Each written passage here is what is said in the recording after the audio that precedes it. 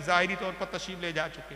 कहा मिजान सुलिया राज क्या था। जब मैं हुजूर से अयादत के लिए आया, मैंने कहा बाबा जान कैसे मिजाज है? कहा कि बेटी मेरा इंतकाल होने वाला है।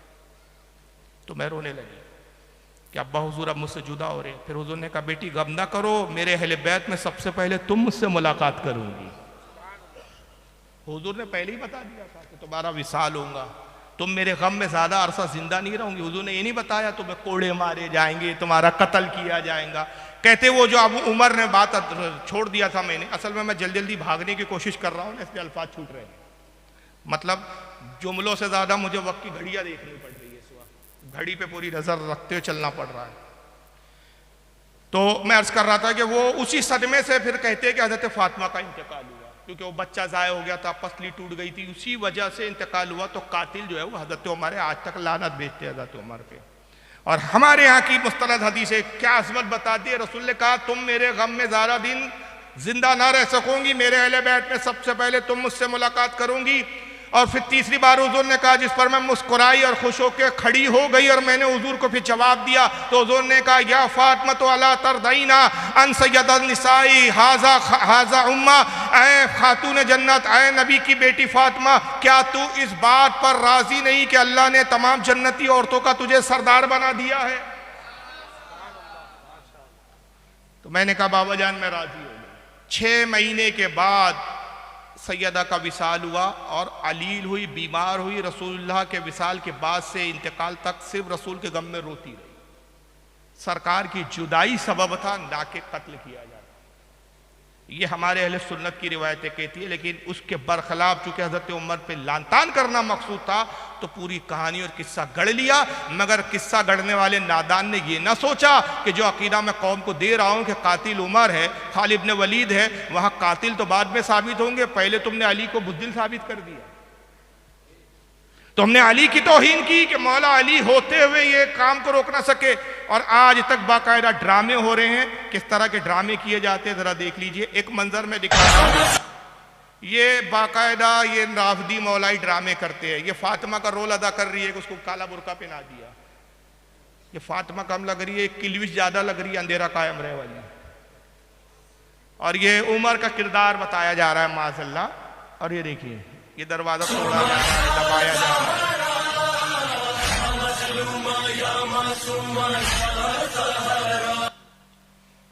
ये यकीन होता है आपको? और उसके बाद दिल की भड़ास कैसे निकाल रहे हैं, ये जरा देखिए। ये ईरान का मुश्तहिद है और ये माज़अल्लाह उसने जो एक शैतान नुमा शक्ल का एक पुतला बनाया, ये उमर है उसके नजदीक। अब हजरत उमर पे तो बस नहीं चल रहा है, वो तो पहलू रसूल में आराम फरमा। अब यहीं पे इसी में भड़ास निकाल के अपने दिल की आग ठंडी करने की कोशिश हो रही है। जरा देखिए।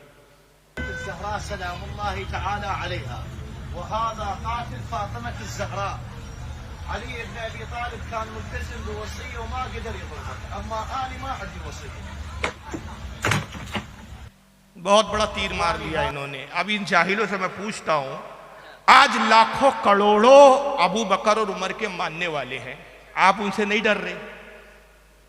है ना भाई, आपकी डेयरिंग की दाद देना चाहिए। ये अलग बात है कि आप ईरान में कर रहे हैं, हिंदुस्तान में करे तो आप अब तक शायद पता नहीं रहे भी क्या नहीं रहे। और अगर पाकिस्तान में करे तो बम ही छोड़ा देंगे लोग। तो खैर हम इस बात के कायल नहीं है, हम तो कहते हैं भाई कानूनी प्रोसीजर से ही काम होना चाहिए। लेकिन अब सरफिरों की कमी नहीं है कौम में।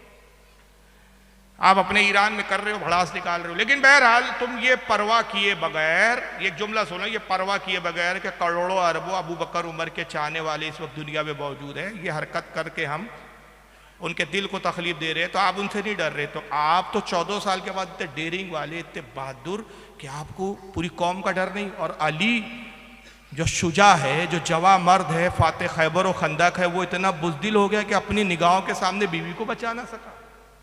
अली से बहादुर तुम हो गए। तो ये मौला अली का मजाक नहीं है। और फिर दास्तान यहां खत्म नहीं हो गई कि हजरत फातिमा का इंतकाल हो गया, दास्तान आगे बढ़ी अलीफ लैला की। कहते अब इमाम मेहदी आएंगे। अच्छा भाई चलो हजरत, अब एक सवाल खड़ा होता है यहां पर, यानी असल में ये मजहब बातिल है, तो बातिल की एक बात होती है कि जब झूठ बोलता आदमी तो फंसता है, और एक झूठ को छुपाने के लिए भी और झूठ गढ़ने पड़ते। अब यहां फंस कहां गए? फंसे यहां कि भाई जिस वक्त हजरत खातून जन्नत का बकौल इनके अकीदे के मुताबिक हजरत फातिमा का कत्ल किया उमर ने, वो दौरे खिलाफत अबू बकर था।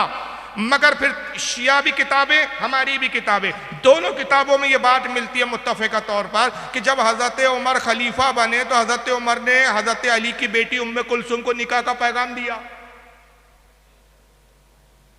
हमारे यहाँ की मुस्तलद किताबों में सुननुल कुबरा इमाम बहकी की उठा लें आप, बड़े बड़े मुहद्दिसीन की किताबें उठा लें, लंबे हवाले, अब हवाले दूंगा, वक्त बहुत तेजी से गुजर रहा है, हवाले देने का वक्त ही नहीं है। 20-20, 25-25 हवाले मेरे पास लिखे होते हैं।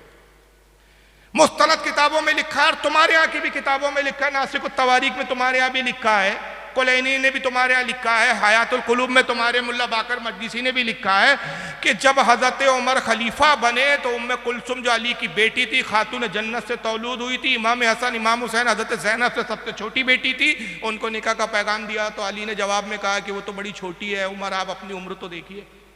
हज़रत उमर ने कहा कि अली आप सही कहते हैं, मेरी उम्र ज़्यादा है, आपकी बेटी कमसीन है, लेकिन बाखुदा मैं इसलिए निकाह का पैगाम नहीं दे रहा हूँ कि मुझे निकाह की ख्वाहिश है। अगर मुझे निकाह की हकीकी ख्वाहिश होती, मुझे अपने शरई लवाजमात, आप समझ रहे हैं ना मैं जो कहना चाह रहा हूँ, नफसानी ख्वाहिशात की तकमील की ज़रूरत होती तो एक से एक कनीज़े है मेरे पास। बाखुदा मैं तो सिर्फ रसूलुल्लाह की एक हदीस की बुनियाद पर ये रिश्ता चाहता हूँ, और बुनियाद ये कि आका ने कहा दुनिया में जितने रिश्ते सब खत्म हो जाएंगे सिवाय मेरे रिश्ते के।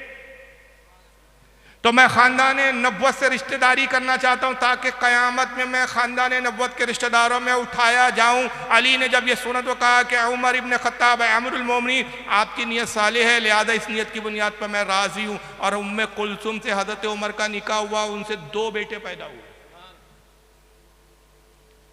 भाई अपनी बीवी के कातिल को अपनी बेटी कैसे दे दिया? अब ये बड़ा सवाल, बड़ा पेचीदा सवाल है। और यहां फिर वो मौलाइयों की धज्जियां उड़ गई, तुम अली उमर को लानतान कर रहे हो, अली रिश्तेदारी कर रहे हो, तुम अमीर माविया को गाली बक रहे हो, अमीर माविया की भांजी से अली अकबर पैदा हो रहा है। मैं तो 9 रिश्तेदारी, मैं फिर वही अर्ज करूंगा, बार बार अर्ज करूंगा कि वाकई आज मुझे तकलीफ हुई, मैं 3 घंटे बयान के मूड में था, वक्त बर्बाद हुए, और ये तंजीम जिम्मेदार है, इसकी उलमा नहीं है। ये तकरीरों के लिए वक्त चाहिए। अगर कौम को समझाना चाहते हो तो ऐसे मुकर्रिर को, जब पहले मुकर्रिर के इंतखाब के पहले देखो कि उसका मिजाज क्या है, कितने देर बोलने वाला है, किस अंदाज में बोलना है, और उसके एतबार से प्रोग्राम को सेट करो। मैं अपनी बात नहीं कर रहा हूँ, किसी भी मुकर्रिर को, हर मुकर्रिर का एक अपना अंदाज होता है। जो आलिम, जो मुकर्रिर 1 घंटा बोलना जानता है, उस हिसाब से जलसे की सेटिंग करो। कोई आलिम 2 घंटे बोलता है, उस हिसाब से जलसे की सेटिंग करो, वरना भी तकलीफ होती है।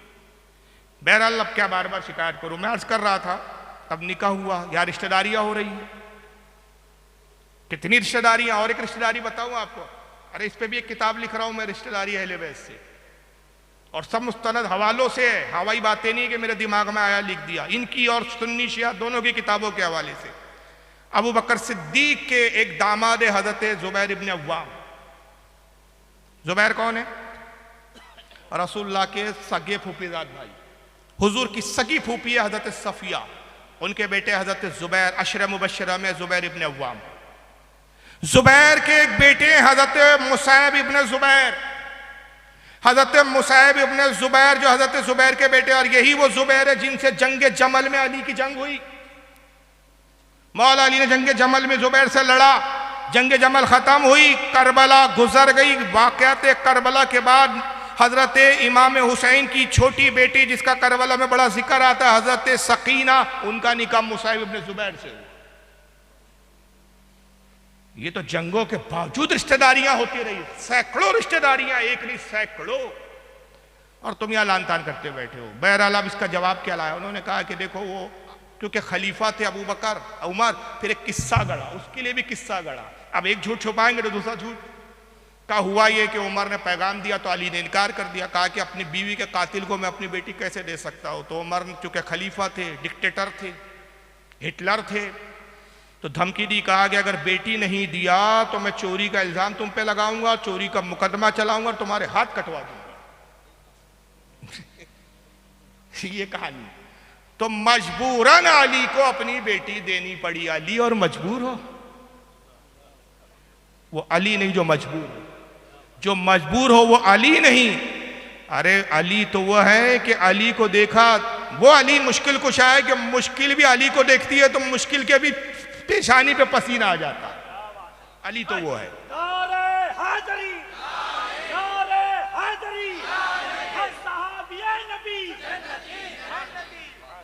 अली को धमकी दे कोई, ये किससे गढ़ रहे हो?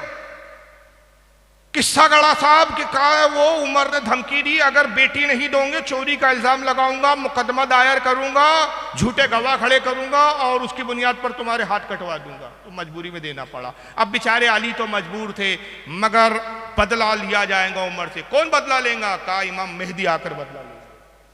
हाय हाय हाय हाय। अल्लाह बदला लेने पर कादिर नहीं, रसूल बदला लेने पर कादिर नहीं। पहले रसूल में आज भी आराम कर रहे हैं। और पहले रसूल के आका ने कहा कि मेरे और मेरे मिंबर के दरमियान क्या जगह जो है वो क्या है? रियाजुल जन्नत, जन्नत की क्यारियों में से। जन्नत में वो आराम कर रहे हैं, ये बैठा है बेचारा अपना रोते हुए। चूचू का मुरब्बा है ये मजहब, इस मजहब का नाम है चूचू का मुरब्बा। हमारा एक दोस्त है, वो मजाक में कहता है कि एक दिन वो कहता है कि मातम करते तो सर पे क्यों मारते ऐसा? मैं कहा यार तुम बताओ। कहा इसलिए मारते कि हाय अफसोस सर में कुछ हमारे आता ही नहीं, आता ही नहीं कुछ, इसलिए सर को मारते हैं कि भेजे में कुछ उतर। चूचू का मुरब्बा है मजहब। इमाम मेहदी आएंगे, हमारे नजदीक इमाम मेहदी रदी अल्लाह ताला अन्हु आएंगे तो इस्लामी निज़ाम कायम होगा, मुसलमानों की हुकूमत कायम होगी, पूरी दुनिया में इस्लाम होगा। निज़ाम इस्लाम, निज़ाम मुस्तफ़ा को कायम करने इमाम मेहदी आएंगे। इनके लिए क्या आएंगे, किस मकसद से आएंगे? सबसे पहले जैसे ही काबतुल्लाह से निकलेंगे हज़रत फातिमा की कब्र पर आएंगे। अब मैं नहीं कहता, इनके मुकर्रिर से सुन लीजिए आप दास्तान क्या करेंगे इमाम। अच्छा सब रो रहे हैं, बगैर रोते हुए तो कोई बयान होता नहीं। इसका नाम है मौलवी आसिफ रजा अलवी। मौलवी शौकत है नाम गलत। जितने औलादे बतूल बैठे हैं, आप सबसे मुझे मेजर साहब इजाजत ले दें।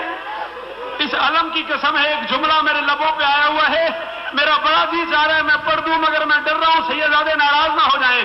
और शियो, कभी ऐसा भी हुआ है कि तुम में से किसी ने किसी बच्चे को ना मारो? कभी गौर से देखना, किसी बच्चे को कोई थप्पड़ मार दे, किसी बच्चे को कोई चोट लग जाए, जब तक उसे दर्द रहता है ना, तब तक उसका हाथ उस जगह पे रहता है। अल्लाह जाने मुसलमानों ने कैसी जर्ब मारी है बतूल को। 1400 साल हो गए, हुसैन की मां का हाथ पहलू से नहीं उठता, कम से कम 1400।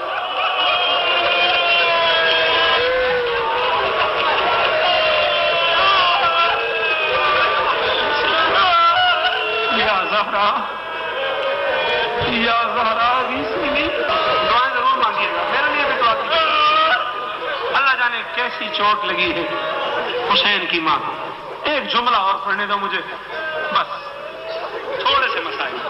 मैंने कहा ना किसी सैयदादे का हक है वो अपनी दादी के मसाइल, वरना जहां तक मैंने रिवायत में पढ़ा है, सैयदा बतूल की शहादत सिर्फ वो पढ़ता है जो पर्दे में है। हाँ, आपका जो मौला पर्दे में बैठा हुआ है ना, वो अपनी दादी के मसाइल पढ़ता है। सिर्फ उसी को पता है उसकी दादी के क्या मसाइल। और यही वजह है कि जब मौला तशरीफ लाएंगे, काबा से होते हुए सबसे पहले दादी की कब्र पे आएंगे, कब्र पे सर रख के कहेंगे, दादी उठ के बताओ उनके नाम जिनकी वजह से तेरा हाथ नहीं उठता। जो मातमी बैठे हुए हो हाथ मारो सीने पे, शर्म करके नहीं रोना। जो मातमी खड़े हुए शर्म करके नहीं रोना, खुल कर रो, बिंदास रो, और अल्लाह कयामत तक तुमको खुल के रोना नसीब करे। रोते ही रहो, यहां भी रो वहां भी रो, तुम्हारे लिए तो रोना ही है। 1400 साल हो गए। बतूल यानी सैयदा फातिमा का लक़ब है बतूल। वो जो मारा ना अबू उमर ने, वो आज तक हाथ वही रखे हुए, हाथ ही नहीं उठ रहा। इतना दर्द हो रहा है। जब इमाम मेहदी आएंगे, मौला आएंगे इमाम मेहदी, और कब्र पर आएंगे और कब्र पे आके कहेंगे बताओ उनके नाम। फिर किताबें बताती है इनकी कि हजरत उमर और अबू बकर के जिस्म को कब्र से निकालेंगे माज़अल्लाह, और फिर को कोड़े मारेंगे और सूली पे लटकाएंगे। फिर हजरत आयशा की भी लाश को निकालेंगे, क्यों? कहा वो भी अली से लड़ी थी, उनकी भी जिस्म पे कोड़े मारेंगे, उनको भी ज़रकूब करेंगे। ये सारा तमाशा है इनका, ये अकीदे हैं इनके और दावे अहले बैत की मोहब्बत के हैं। तो कहां तक कहा जाए? और एक और दूसरा फिर काम क्या करेंगे पता है आपको? वो वीडियो दिखाता हूं मैं। दूसरा काम क्या करेंगे पता है आपको? हंसोगे आप। एक दो शरीफ पढ़े आप।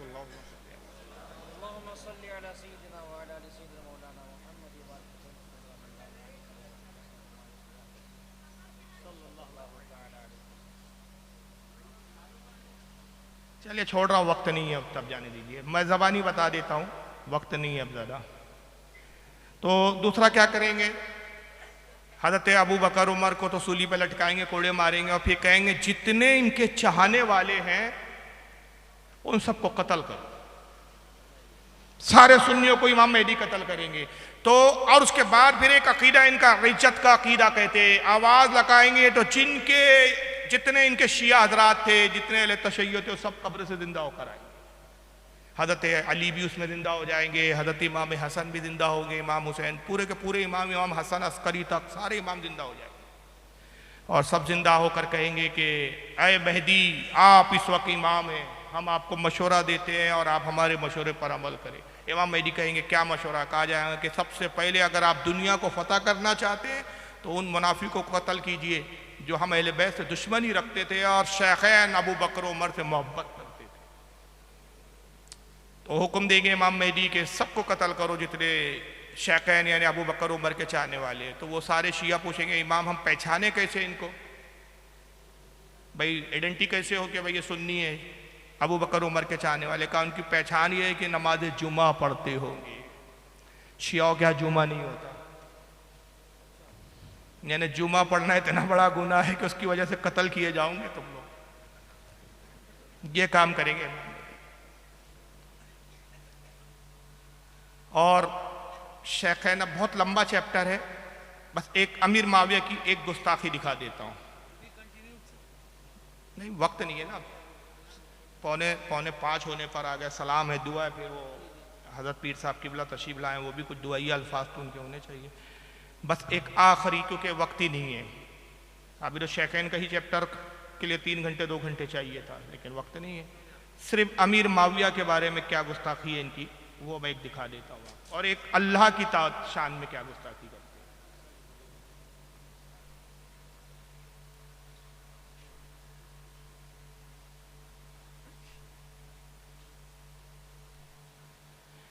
और इसमें तौहीन करने गए अमीर माविया की ज़र्ब किस पे लगेंगे बताऊंगा। ये ईरान से छपी एक किताब इनके आयतुल्लाह मुस्तैद है और उर्दू तर्जमा आई है, अरबी किताब है। असल मेरे पास अरबी नुस्खा भी है, लेकिन मैं अरबी पढ़ूंगा, वक्त भी नहीं है, और अरबी के साथ फिर मैं अपना तर्जुमा करूंगा, इनको शिकायत होगी कि तर्जुमा भी शायद गलत है। तो इन्हीं के मौलवी ने तर्जुमा किया मालियुस सिबतैन फी अहवालिल हसन वल हुसैन। लिखने वाले आकाई सैयद मोहम्मद मेहदी माज़ंदानी अल्लाहु मकामहू, इनका लक़ब है। ये 2 जिल्दों में लिखी है मालियुस सिबतैन, स्क्रीन पे किताब है, ओरिजिनल हाथ में। उर्दू तर्जुमा हिंदुस्तान से किसी लखनऊ के किसी मौलवी साहब ने, यह गालिबन पाकिस्तान के, हाँ पाकिस्तान के किसी मौलवी साहब ने किया है, सैयद मोहम्मद शब्बर अब्बास साहब करके, लखनऊ से किताब छपी है। सब सैयद है जी, यहाँ से वहाँ तक सब सैयद है, सब रेडीमेड सैयद है। फैक्ट्री है वही, ढलते हैं वहाँ सैयद। जिस किताब के हवाले से लिखा है अनवार नुमानिया, ये भी किताब मेरे पास मौजूद है, अरबी में ही, शियाओं की मुस्तलद किताब है अनवार नुमानिया, उसके हवाले से लिखा है तौहीन किसकी की जा रही है, किस आड़ में किसकी तौहीन। और फिर मैं इसमें कहूंगा कि अगर ये तौहीन करते हो अमीर माविया की, तो इसमें किसकी भी तौहीन आ रही है। लिखते हैं अनवार नुमानिया के मुताबिक उसने अपनी सगी फूफी से जिना किया। किसने? अमीर माविया ने नहीं भाई, यजीद की बात कर रहे हैं। पूरा एक चैप्टर आ रहा है, शुरू से ना पढ़ के मैं वो इतना पैराग्राफ पढ़ रहा हूँ जो मौजू से ताल्लुक रखता है कि यजीद ने क्या किया, अपनी फूफी से जिना किया। यजीद से हमें कोई हमदर्दी नहीं, तुम उसके खिलाफ 1000 झूठ गढ़ो, हमें क्या लेना देना यजीद से। वो झूठ तुम जानो और वो रब उसका जाने, हमें क्या लेना, यजीद से हमारी कोई हमदर्दी नहीं। लेकिन अब यजीद की आड़ में तौहीन कहाँ हुई है? अनवार नुमानिया के मुताबिक उसने अपनी सगी फूफी से जिना किया।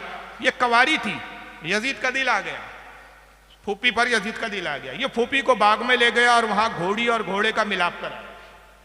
समझ रहे ना कि समझाने की जरूरत है। उसकी फूफी बैठी देख रही थी। जब घोड़ा फारिग हो गया तो इसने फूफी से उठने को कहा। जब वो अपनी जगह से उठी तो उसने देखा कि वो जगह गीली थी, चुनांचे उसे अलहदा कमरे में ले गया। जब अपनी जगह बैठ गया तो फूफी से पूछा, मैं तो समझता था कि आप कंवारी होंगी, लेकिन आप तो कंवारी नहीं। समझ रहे ना, पढ़े लिखे लोग समझ रहे हैं, शादीशुदा लोग अच्छे से समझ रहे हैं। फूफी से उसने गलत काम किया और कहा कि आप तो कंवारी बनती है, आप तो कंवारी नहीं निकली। फूफी जवाब क्या देती है? उसने जवाब दिया, क्या तेरे बाप ने शाम में किसी को कंवारा रहने दिया था जो मैं कंवारी रहती? क्या समझ में आया? ये अमीर माविया की तौहीद हो रही है कि मैं कहां से कंवारी बचती, जबकि अमीर माविया की बहन है वो। यानी माविया ने अपनी बहन को भी नहीं छोड़ा, और सिर्फ बहन ही को नहीं, पूरे मुल्क के शाम में, शाम मुल्क है, शहर नहीं है, एक कंट्री है पूरा, जिसको आज के जमाने में सीरिया कहा जाता है।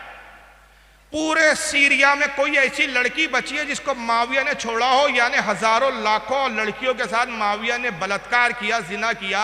इन हरामखोरों से मैं पूछना चाहता हूं कि माविया पे तुम्हें अगर हसद है, जलन है, ऐसी झूठी मनगढ़ंत बातें गढ़ते हो, शर्म नहीं आती? वो साहबा का दौर है, वो साहबा इकराम क्या माज़अल्लाह नामर्द हो गए थे?